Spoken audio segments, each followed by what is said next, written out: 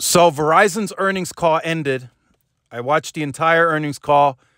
I stayed through the Q&A. So as I mentioned in this morning's video, not a lot of energy during the call. They had a net loss on wireless subscribers. The market is reacting negatively towards that. They hinted at relatively weak numbers in March, which I did see that as well. They had almost a 1% drop nationally on wireless ads in March.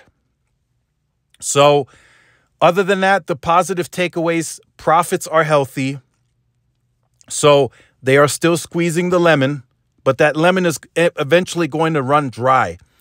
And I think the market is going to catch on over time that they're going to have to start eventually pulling growth.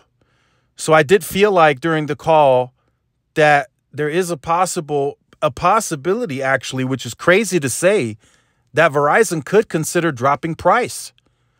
So the profits are there because they are having success with the step-ups to premium unlimited, but eventually that's just going to run out. You're not going to be able to get your entire base 100% onto the Get More plan. And if you do follow that approach, you're going to lose a lot of share in the market, especially as competitive as it is.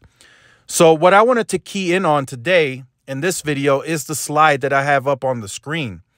So this is the early spectrum clearance slide. So we had phase one, which was the top 46 PAs, which they have been building out, and it's already active and live in most of these markets, if not all, that they have deployed it in. So where C-band is deployed, 30% of usage comes from C-band. And that equals about 155% of growth in the month of March. So they are deploying C-band at the fastest pace, in my opinion, officially. It's official. They are deploying C-band faster than T-Mobile did with N41. I think that's what that generally tells us. So the top 46 gives them access to 190 million addressable points of presence where they can deploy. And they stated at the analyst day or investor day that they would touch 175 million of the 190 addressable pops this year. That's the pace that they're working at. Now, they have gained early clearance in phase two for an additional 30 PEAs, which gives them access to an additional 40 million addressable points of presence, which totals out at about 230 million pops.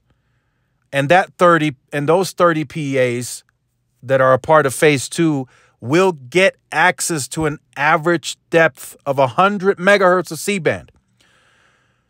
So my market is part of that clearance, El Paso. So I could potentially, well, not potentially, I'm going to go from zero to hero in very fast fashion, right? I mean, I'm going from 0 megahertz of any higher midband to potentially 140 megahertz by the end of the year.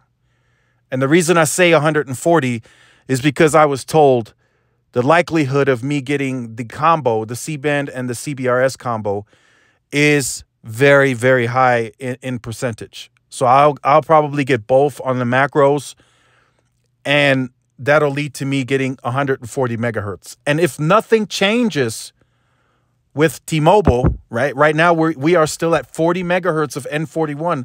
Verizon will have 100 more megahertz on air by the end of year.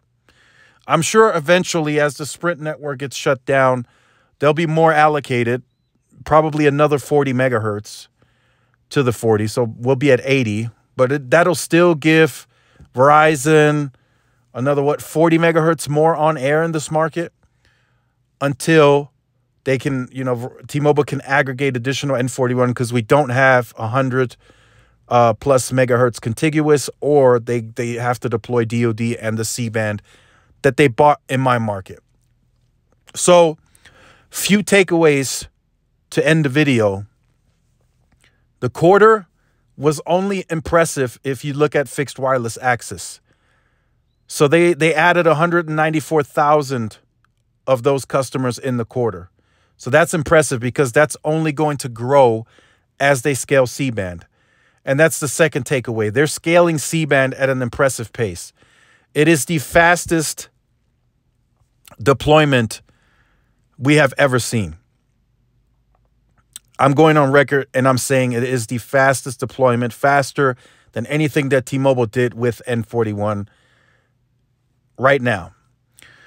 Also, to throw this in at the end of the video for those of you who do stick around, they did add 2,000 more millimeter wave nodes since March. Since what they announced, I believe they announced 33,000 millimeter wave nodes total at the investor day.